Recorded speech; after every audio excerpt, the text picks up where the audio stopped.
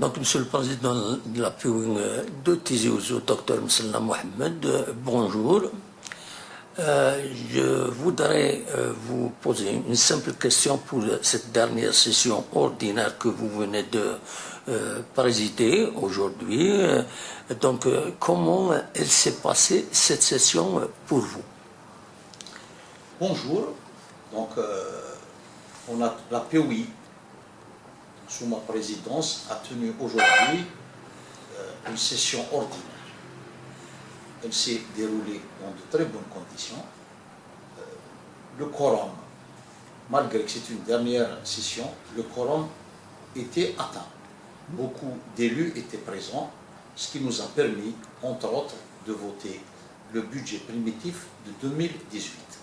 Ensuite, on a eu donc à discuter sur la rentrée scolaire. Donc, on a fait un point sur la rentrée scolaire, la rentrée universitaire, la formation professionnelle.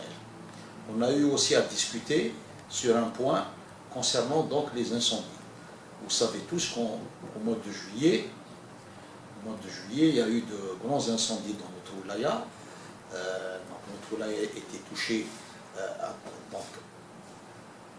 travers toute la wilaya, il y a eu de grands incendies, ce qui a poussé la PUI donc, à aller sur le terrain, ce qui a poussé aussi la PUI à organiser une session extraordinaire sur les incendies. Donc, durant cette session extraordinaire, on a voté une commission de suivi des indemnisations des victimes des incendies. Cette commission devrait donc superviser la commission de wilaya. Aussi, je tiens à dire que c'est suite à la programmation de la session extraordinaire sur les incendies qu'on a eu ici la visite de 3 ministres. Le ministre de l'Intérieur, le ministre de l'Agriculture et la ministre de l'Environnement. Donc, les ministres se sont engagés à indemniser toutes les victimes des incendies. Aujourd'hui, comme c'est la dernière session, donc on a la commission qui a été votée en session, en plénière, a présenté son rapport, et aussi la commission de Wilaya a présenté aussi son rapport concernant donc les indemnisations des victimes.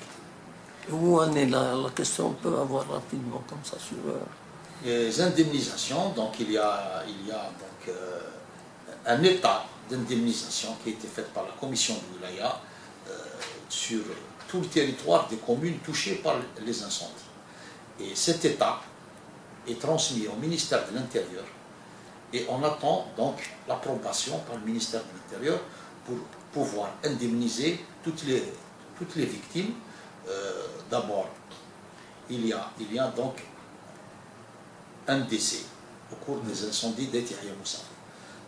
Il nous a été dit que la famille a été indemnisée de l'ordre de 70 millions de centimes concernant donc le décès. Le reste est en cours d'indemnisation. Ils n'ont pas encore reçu. Donc, comme j'ai dit, c'est l'attente de l'approbation au niveau du ministère de l'Intérieur. L'État est à notre niveau. Donc, on a eu l'État. Il a été présenté à la session où il y a eu le nombre d'oliviers touchés par l'incendie, le nombre de ruchers, le nombre de ruches pleines, le nombre de ruches vides, le bétail. Tout a été quantifié. Oui, les maisons individuelles touchées. Donc aujourd'hui aussi, on a voté aussi une délibération pour justement accélérer l'indemnisation, bien sûr, des victimes et le relogement des victimes qui ont perdu leur logement. Donc voilà à peu près concernant cette commission sur les incendies. Par contre, le premier point, ça a été donc le budget primitif. Donc on a eu à discuter du budget primitif qui est de l'ordre de 194 milliards. Si on compare par exemple à 2017, il était de l'ordre de 192 milliards. On peut dire qu'il est pratiquement le même. On peut dire qu'il est pratiquement le même. Donc je vais juste citer quelques éléments du budget, sans aller dans le détail. Donc il y avait initialement une subvention exceptionnelle aux communes de 10 milliards de centimes, qui a été diminuée de 2 milliards. Donc les 2 milliards, donc on les a donnés comme subvention à l'EPIC Codem de la commune de Tizi Ouzou. L'EPIC Codem est un EPIC qui travaille, qui fournit beaucoup d'efforts et qui manque de moyens. Donc ces 2 milliards, ça va renforcer, bien sûr, le matériel de cette EPIC pour les encourager à mieux travailler. Donc aussi, dans le domaine de l'enseignement, on a 4 milliards 300 qui englobent un peu tout. C'est les frais d'examen de fin d'année, les récompenses des lauréats, donc 5e, bac, et entretien, donc PM, bac, donc les 3 paliers, et aussi entretien des établissements scolaires. Donc il y a cette cagnotte, donc il y a aussi le chapitre jeunesse sport culture, donc subvention sportive. Alors je tiens à dire que on a voté 3 milliards 200 pour l'engagement des clubs de football dans les divers championnats. Donc ça, c'est une habitude de la POI de financer l'engagement, parce qu'il y a beaucoup de clubs qui ne peuvent pas payer leur engagement. Donc chaque année, donc, on donne la cagnotte qu'il faut, et ça, je tranquillise les clubs quant à l'engagement de la POI dans les divers championnats de Wilaya et aussi les coupes de Wilaya. Donc on a aussi donné une subvention au semi-marathon de la course à pied. Il y a aussi le cross chef Dioui qui devient une habitude, qui est devenu international. Cross chef Dioui qui a eu sa subvention. Il y a eu le semi-marathon handisport Mohamed Alek. Donc tout ça, c'est des subventions pour donc, le fonctionnement des clubs sportifs. Il y a aussi une cagnotte qui a été dégagée pour les associations sportives. Je ne vais pas donner les montants, je vais parler dans le détail, je vais juste vous brosser comme ça les grands points. Alors, dans le cadre social, on a donc dégagé 8 milliards pour la solidarité Ramadan. Donc les couffins de Ramadan sont financés par la POI, c'est de l'argent qu'on donne à la DAS pour acheter les divers couffins qui sont répartis à travers la Wilaya. Aussi, il y a 8 milliards pour la solidarité scolaire, c'est l'achat de trousseaux et de cartables.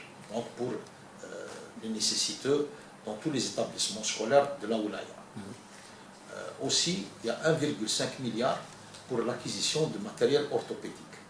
Donc c'est une cagnotte qui est dégagée par la POI vers une association qui achète le matériel, et chaque année, c'est devenu rituel, chaque année, au niveau donc, de l'hémicycle à Issat Rabah, ce matériel est distribué aux handicapés, que ce soit les fauteuils roulants électriques, les tricycles électriques, entre autres.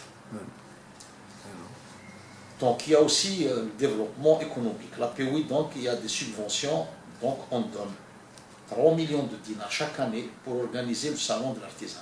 Chaque année, et cette année, bien sûr, on a dégagé cette cagnotte. Les fêtes des villages. Les fêtes des villages aussi ont été reprises. On a 50 millions par exemple pour la fête des Zaïm de Ma'atka, c'est la fête de l'olivier. Il y a 50 millions pour la commune d'Ifira, l'huile d'olive, village Tebouth aussi. Il y a bien sûr la fête de la cerise à l'Arba'adat Yarathan, aussi 50 millions. Et à la fête du lait à Timizar, village Imeloussen, aussi 50 millions pour organiser ces différentes fêtes. C'est pratiquement les produits du terroir, il faut les encourager. Et la POI, depuis qu'on est à la POI, donc on finance toutes ces fêtes. Il y a les fêtes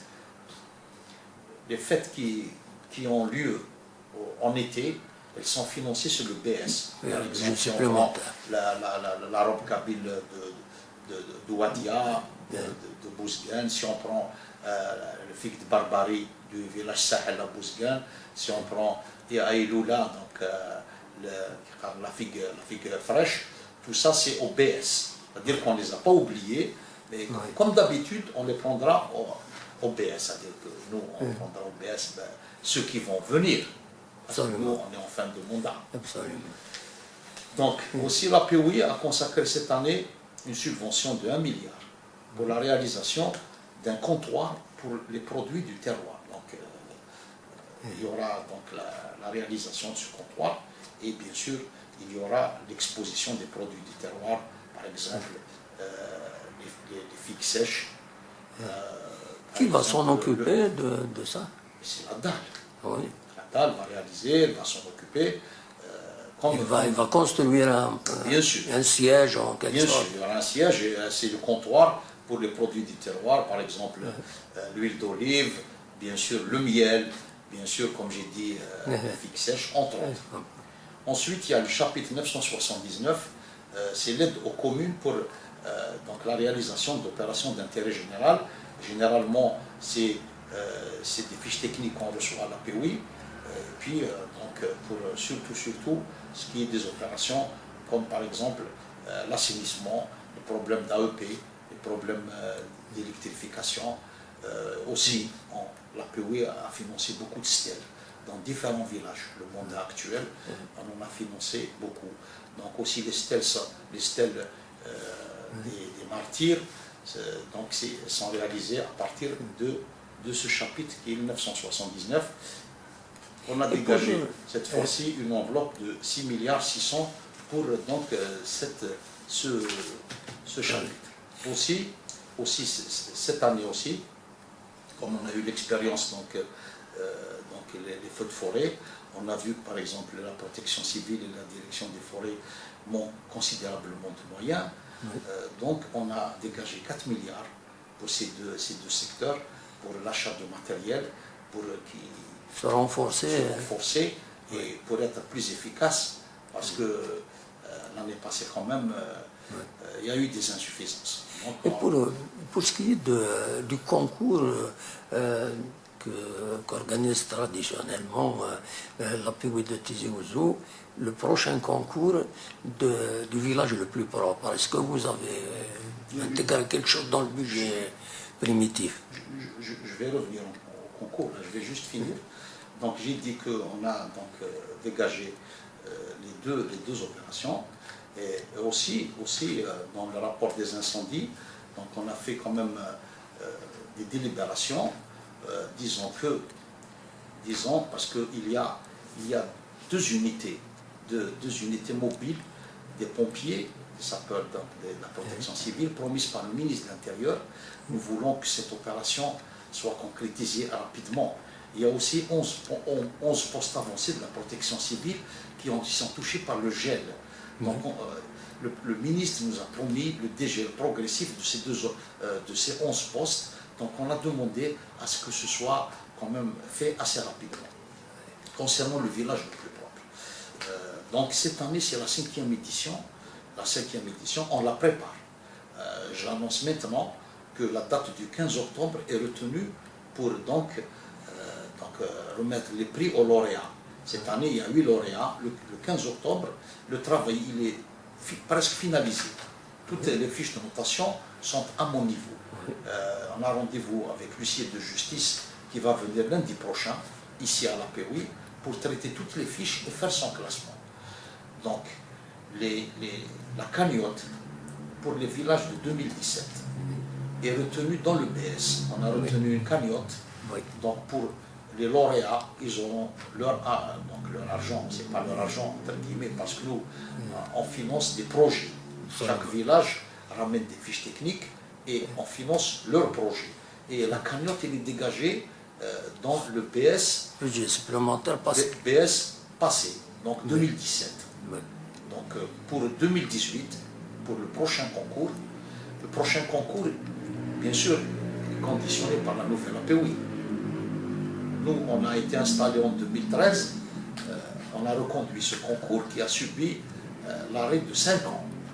Donc on souhaite la prochaine équipe qui revient, quelle qu'elle soit, continue ce concours. C'est tout ce qu'on demande. Nous, si on revient, c'est promis, ça va être repris. Absolument. Il n'y a aucun problème. Le concours AI7, jamais on l'arrêtera. Mais si d'autres formations politiques venaient donc à gérer cet APOI, nous demandons à ce que ce concours ne subisse pas d'interruption. Ça, c'est ce que je... Il a créé une émulation entre les villages, donc oui, il y a créé une émulation. Beaucoup de villages ont travaillé. J'ai des échos cette année que beaucoup de villages, il y a eu beaucoup de concurrents, beaucoup de concurrence concernant les villages. Et beaucoup ont travaillé. Et justement, la tâche de l'huissier ne sera pas facile pour faire le classement pour retenir 8 villages. Entre tous les villages qui ont travaillé, et de toute manière, comme je dis souvent, tout le monde a travaillé, que les meilleurs gagnent, et nous, on va leur remettre les prix et on va les applaudir. Une dernière question peut-être sur votre passage à la tête de l'APOI. Comment se sont déroulées les choses? Quels sont les points forts? Quels sont les points faibles? Brièvement. Moi, depuis avril, j'ai été à la tête de l'APOI.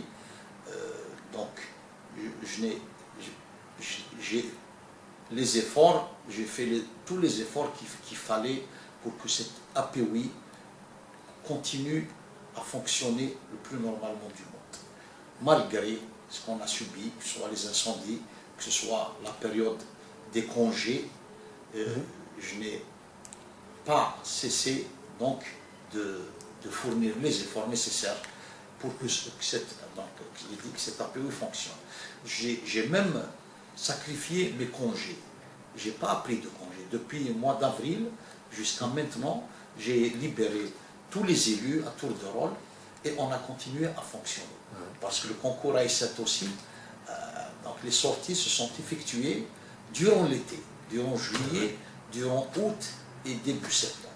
Ce n'est que récemment que les visites ont cessé. Tous les villages ont été visités.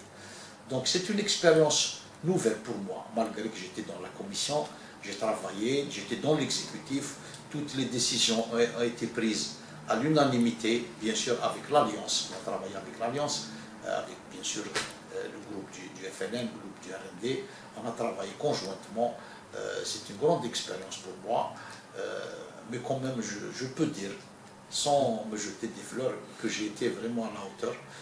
J'ai pu conduire donc, cette fin de mandat. On a eu quand même à faire pratiquement 4 sessions. Il y a eu une session pour mon élection, il y a eu une session ordinaire, il y a eu une session extraordinaire sur les incendies, et aujourd'hui il y a eu une session ordinaire. Donc en très peu de temps, j'ai pu finaliser 4 sessions d'APOI. Eh bien, je vous remercie et je vous dis bonne chance pour la suite de votre carrière politique. Merci. Voilà. Au revoir.